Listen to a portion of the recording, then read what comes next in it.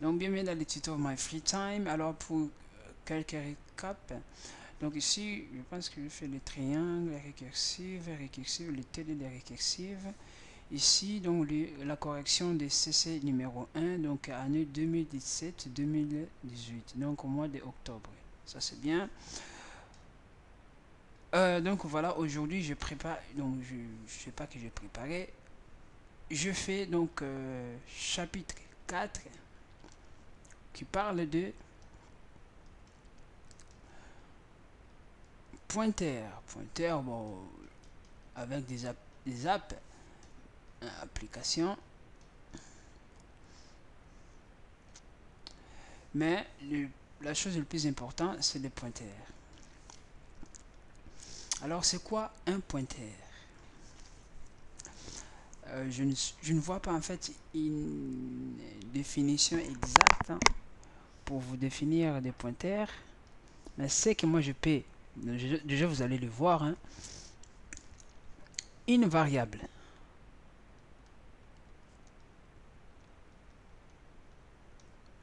A, une variable normalement a un type, hein. Par exemple, lorsqu'on met int, c'est un type, voilà, pour les variables. D, une variable a un nom, voilà, type, âge, voilà. Une variable a une valeur, voilà. Et une variable encore quoi a une adresse. Alors, c'est cette partie-là qu'on va parler parce que la majeure partie qu'on a traité ensemble, c'était ces trois éléments. Maintenant, je vais vous montrer les quatrième élément qui est donc les adresses. Alors, d'habitude, lorsqu'on déclarait donc déclaration d'une variable, hein, c'est différent, déclaration d'une variable, qu'est-ce qu'on faisait? Donc, je vais faire comme ça pour faire un peu de différence. Voilà. Ok. Je déclarais une variable, j'écrivais entier, par exemple pour les entiers, entier, âge, et je pourrais ou ne pas l'affecter, j'écrivais comme ça. Si c'est float, j'écrivais float. Par exemple,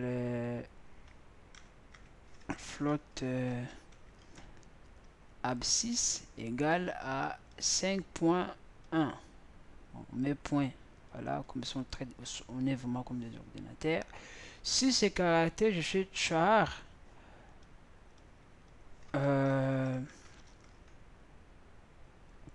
Char. Donc sexe, je fais M. Voilà. Si c'est un tableau de caractères, j'écrivais tab, par exemple 10, comme ça. Tableau de flottant, ça change pas, c'est juste, voilà, tab 5 par exemple, hein, lorsqu'on, voilà, et ouais, je vais faire comme ça, tableau de notes, voilà, comme ça, c'est un peu parlant, flottant. Et tableau des caractères, normalement, c'était pour écrire un mot. Donc voilà, par exemple, 7, lorsqu'on écrivait André. Voilà. 1, 2, 3, 4, 5, 6, ok, avec fin de chaîne, c'est 7. Là, c'était des variables. Alors, ça, c'est pour des variables. Alors, déclaration d'un pointeur. Pointeur des variables. Ouais, pointeur des variables. Ça, c'est comme si je vous donne déjà des astuces en fait sur les pointeurs. Mais moi, je veux que ça vient de vous-même, même si je vais vous l'expliquer.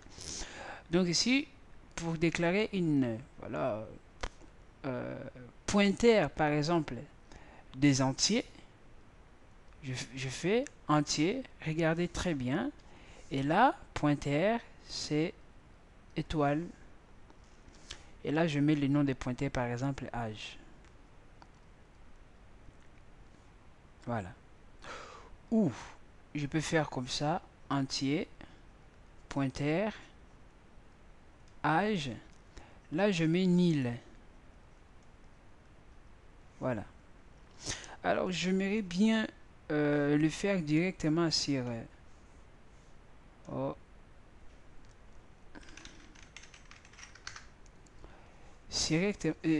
directement, console. Est-ce que j'ai ici code bloc? Voilà, je l'ai, c'est génial. Ok, je fais comme ça, projet. Voilà. C'est... je mets pointeur. Voilà. Là, je sélectionne l'endroit pour les sauvegarder.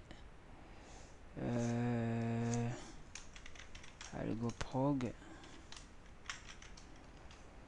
Voilà. Et...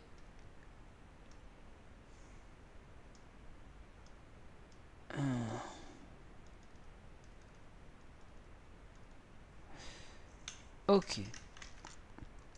Alors...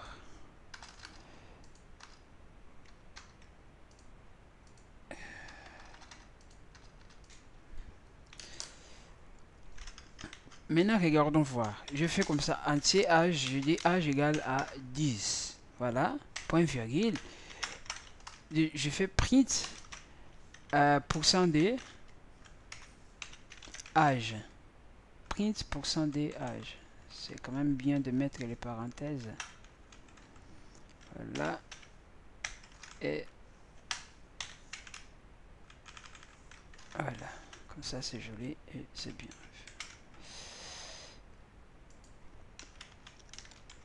D'accord. Donc là, si je vais justement l'exécuter, donc il faut juste que je cherche là où je suis. Document. Document. Est-ce qu'il y a... ouais, est-ce qu'il y a quoi? Non, c'est des documents. Il n'y a pas grand chose. App. Où est-ce que je le mis? LS bureau. Voilà. Ouais, Algo il est là. Voilà. Il est là. Ok. Pointeur.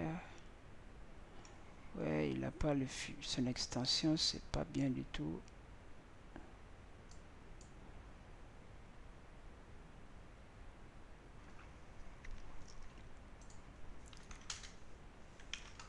Voilà. Ok. Alors, je vais juste exécuter jcc.while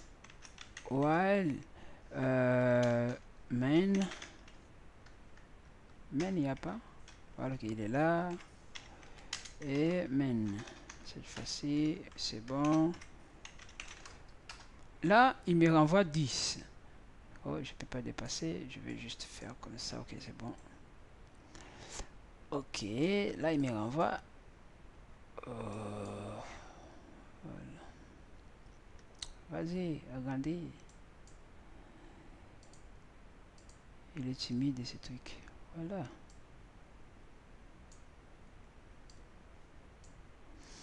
Ok, là, il me renvoie 10.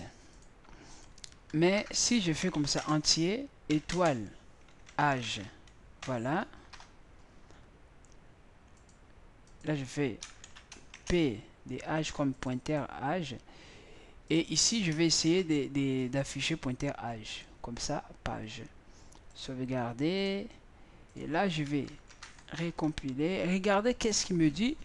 Il m'a dit quoi? Il m'a dit que toi, tu as compilé. Ah, déjà pour cet âge-là, je vais le fermer, le bloquer comme ça. Ne me fais pas. Voilà, je vais faire clean. Comme ça, on voit très bien les erreurs. Il dit quoi? Il dit que dans le main, tu as utilisé le format %d expert argument de int. Donc moi j'attends que tu me donnes un argument un entier, mais il y a des arguments qui ont le type, il y a des arguments 2. Donc but argument 2 has type. Donc argument 2, argument D a comme type donc pointeur des entiers. Donc du coup toi tu me dis d'afficher les entiers de décimales, voilà, en l'occurrence. Pourtant c'est l'argument que tu m'as donné, ça ne correspond pas. Donc voilà, du coup si par exemple on faisait comme ça, je mets ici étoile. Pour l'instant je vous ai pas encore expliqué qu'est-ce que ça veut dire étoile. Voilà. Et là encore, il me dit quoi? Il me dit, initié. Donc, il m'a dit, bien sûr, tu m'as mis, tu as mis que tu veux afficher la valeur qui se trouve dans les pages, mais cette valeur n'est pas initialisée. Bon, d'accord, je vais faire comme ça. Ici, je l'initialise. Voilà, je mets comme ça. Et commercial, je mets âge. Voilà. Et maintenant, est-ce qu'on y est? Maintenant, on y est. Voilà. Ben, il m'affiche 10. Mais comment ça se fait? Il m'affiche 10. Pourtant, moi, j'affiche page. Voilà. Mais page, il m'affiche 10. Alors, le plus infragant, si je fais comme ça, je fais comme ça, page. Je mets à partir d'aujourd'hui, dorénavant page, je te donne la valeur de 56. Voilà. Mais regardez voir lorsque je fais âge. J'ai affiche âge. Voilà. Je fais. Regarde âge, maintenant ça vient 56. C'est abusé. Alors pourquoi âge qui est 10 ici, il n'y a aucun. Il n'y a nulle part ici dans mon code que je dis âge égale à 56. Mais pourquoi lorsque je vais afficher âge 56, il m'affiche âge pardon qui est 10 à l'occurrence, il m'affiche 56. Pourquoi? Parce que âge est modifié. Mais comment ça se passe ces modifications? C'est ce que je voulais vous montrer en fait avec les codes. Donc du coup, c'est ça, cette explication que je vais vous faire. Là, je viens de déclarer les entiers. C'est comme si sur la mémoire, hein, sur la mémoire, ça c'est la mémoire, oui, ça c'est la mémoire. Je crée en fait des petites cases comme ça. Je fais comme ça.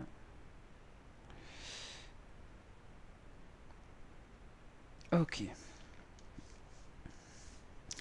Là, par exemple, si je déclare anti-âge, ça c'est anti-âge, je l'ai donné comme valeur 10. Cet âge-là, ici, il a son adresse. On dit par exemple son adresse est 10. On met 101. Quelque part, je fais float. Float, ici, c'est donc 5.1. C'est float, donc je vais ABS abscisse. Plus tard, je fais tableau. Bon, tableau, on réserve un endroit quelque part ici. Tout ça, c'est un tableau. Donc, l'ensemble de ces tableaux, comme c'est 10 à l'occurrence, donc c'est tab. À l'intérieur, il n'y a pas de valeur. Float, bon, on arrête là. Jusqu'ici. J'ai créé des variables. Ça, c'est char. Il y a un petit m qui est là, qui s'appelle sexe. Ok. Donc, du coup, chaque variable que j'ai créée là a l'adresse, comme je viens de vous expliquer, a son adresse.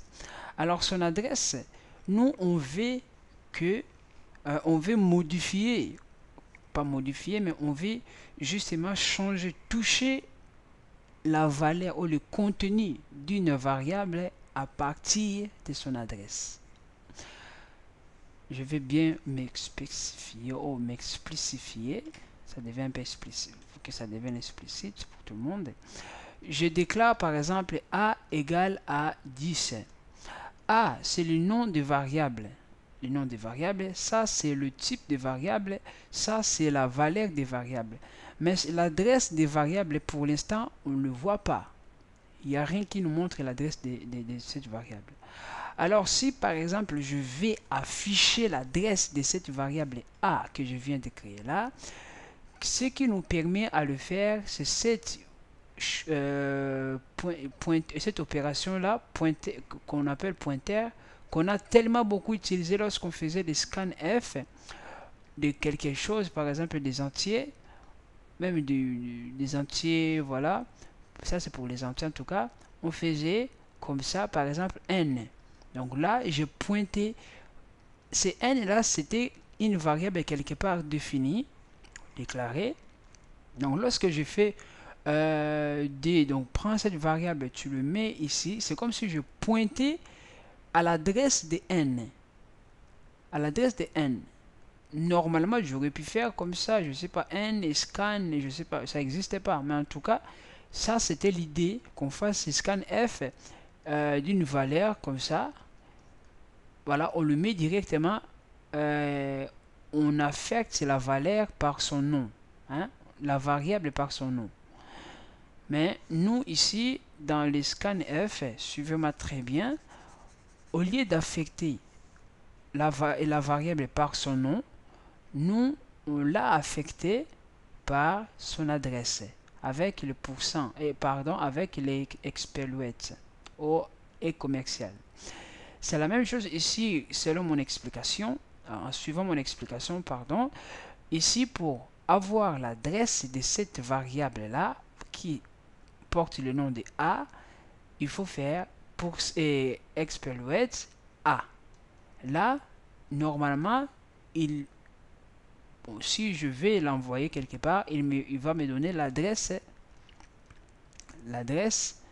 de A, de variable A. Voilà.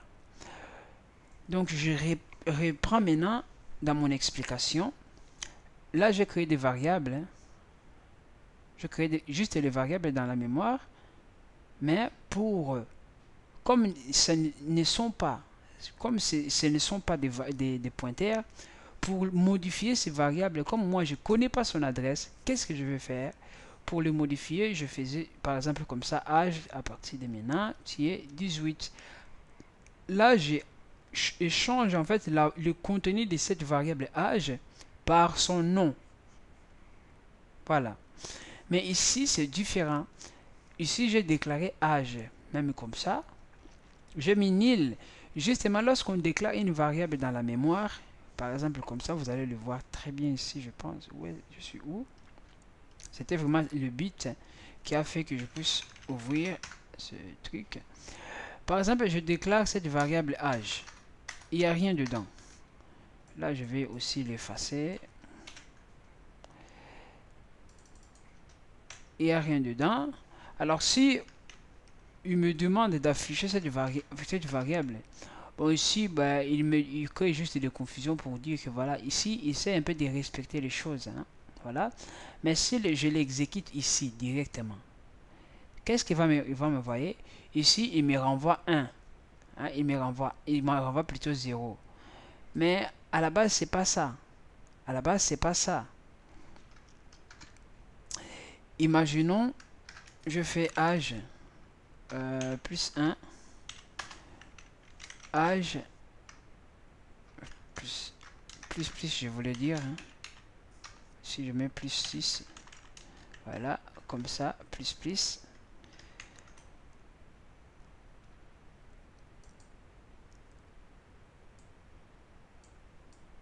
Et là, comme on voit, il m'affiche âge égal à 1.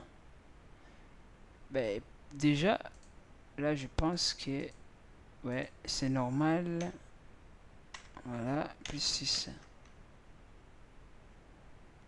J'exécute. Bon, là, ça marche parce que, voilà, normalement, vous savez, lorsqu'on déclare une variable, on déclare cette variable sur la mémoire. Alors, ce qui se trouve dans la mémoire, dans l'endroit où j'ai mis ma variable, moi, je ne le sais pas, je ne connais pas les contenus. Je ne connais pas les contenus. Du coup, lorsque j'exécute, normalement, il me donne des valeurs qui se trouvent dans la mémoire. normalement, c'est de grosses sommes, de grosses quantités. Alors, si on initialise comme ça, c'est comme si j'initialise déjà cette adresse par nil. Donc, on est conscient qu'à l'intérieur, il n'y a aucune adresse. Et là, bon, comme il n'y a aucune adresse, ça veut dire qu'il n'y a aucune valeur aussi. Donc, ça, c'est déjà un point très important pour les nils. Même si comme cette variable des adresses sera utilisée, mais on sait déjà qu'à l'occurrence, il n'y en aura rien dedans. Deuxième maintenant, là je viens de déclarer. Comme pour le float, je fais float, note, voilà, float. Pour les tableaux, voilà, je peux faire comme ça. Comment je peux faire? Alors pour les tableaux, c'est un peu différent. Je vais m'arrêter déjà là. Pour les tableaux, je vais vous dire plus. Alors, demandez-moi maintenant comment pointer quelque chose, parce que là, j'ai juste déclaré. À l'intérieur, il n'y a rien. Oh, il n'y a rien qui nous intéresse. Mais pour justement les pointer, je dois quelque part avoir une variable, par exemple, variable âge. Je donne âge, par exemple, 18. Et je crée maintenant un pointeur de âge. Donc, P, étoile sans oublier âge, qui est égal à quoi? Qui est égal à exploit de âge. Alors, qu'est-ce que je fais? En fait, j'ai pris l'adresse des âges, je l'ai sauvegardé. Moi, je vais faire comme ça. J'ai créé aussi la variable pointeur des âges, comme ça c'est clair. Je vais faire maintenant P âge égale à pourcentage et commercial âge. Ok. Donc là, c'est comme si je fais la copie de cet âge-là dans cette pointeur. Alors, sur la mémoire, c'est comme ça. Bon, apparemment, comme on m'a expliqué, moi aussi. Je vous explique, je donne ce que moi j'ai appris. Voilà, oh, c'est jusqu'à la fin. Ok.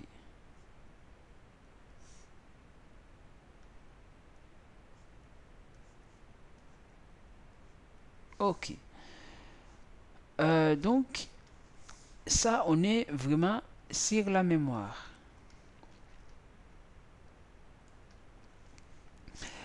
J'ai créé variable au nom de âge que j'ai donné la valeur 18. Là, j'ai créé variable qui s'appelle page. Pointeur. Là, c'est le pointeur. Là, c'est les variables. Que j'ai donné, bon, pour l'instant, il n'y a rien. Il y a une valeur, mais je ne sais pas, j'ignore. Alors, dès que je fais P, âge égale pourcent D, j'ai toujours la tendance de dire exploit et pourcent D, des âges, qu'est-ce que je fais? En fait, je dis quoi? Je fais comme ça, toi, là, comme tu es là, je fais comme ça, tu pointes ici. Voilà.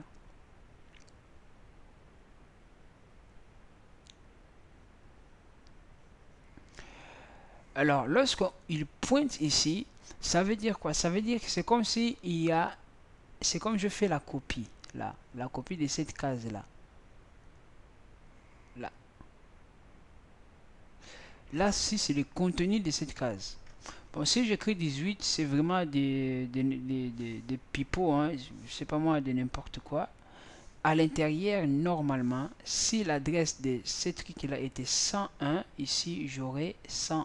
J'aurais pas les valeurs. Lui, il ne garde pas les valeurs. Ça, il faut le comprendre. Moi aussi, je fais cette vidéo pour que je comprenne dans la profondeur. Ça, le pointeur ne garde pas la valeur. Le pointeur n'a pas de contenu valeur. Le contenu d'un pointeur, c'est de l'adresse. C'est l'adresse. Le contenu d'un pointeur, c'est l'adresse. Le bit, voilà comme définition. Un pointeur, c'est une variable que je peux dire des adresses, variable des adresses, des variables. C'est un peu ambigu, la définition. C'est vraiment une variable des adresses des variables. Donc j'ai ma variable, je vais sauvegarder son adresse, je crée un pointeur. Là où je vais lui donner l'adresse page. On ne fera jamais ça. Pointeur page égale à 10. Ne le faites pas parce que lui, il ne reçoit que des adresses. 10, ça peut être une adresse, mais on ne le connaît pas. Il n'y a pas les noms. On ne le connaît pas. Donc, on ne peut pas écrire comme ça. C'est archi faux. Alors, on se demande, mais comment, comme j'avais fait plus tard, et j'avais fait avant, j'avais fait comme ça. Je vais déclarer entier égale à 10. J'ai déclaré le pointeur de i égale à exploit de i. Donc ça veut dire qu'à partir de maintenant c'est 10. Et plus tard j'ai fait exploit et étoile égale à 15. Lorsque je fais print %2 je ferme pas maintenant % de i, voilà, qu'est-ce qu'il fait? Alors qu'est-ce qu'il fait? Il m'affiche 15. Mais on se demande pourquoi il va m'afficher 15 si j'ai pas modifié directement i. Mais oui, c'est exactement. Je dis que le nom, on peut modifier ou affect modifier une variable par son nom ou par son adresse. Par son nom ou par son adresse. Donc voilà. Là, on sait maintenant comment modifier ou affecter une variable. On peut les modifier par son nom ou par son adresse. Alors par son adresse, on utilise le pointeur. Voilà. En fait, ça c'est en gros le pointeur en fait. Donc je sais pas, peut-être pour l'instant vous ne voyez pas ça, hein, vous ne voyez pas ça, mais avec des exercices que je vais vous proposer, vous verrez que voilà, c'est un truc qu'il faut vraiment les comprendre.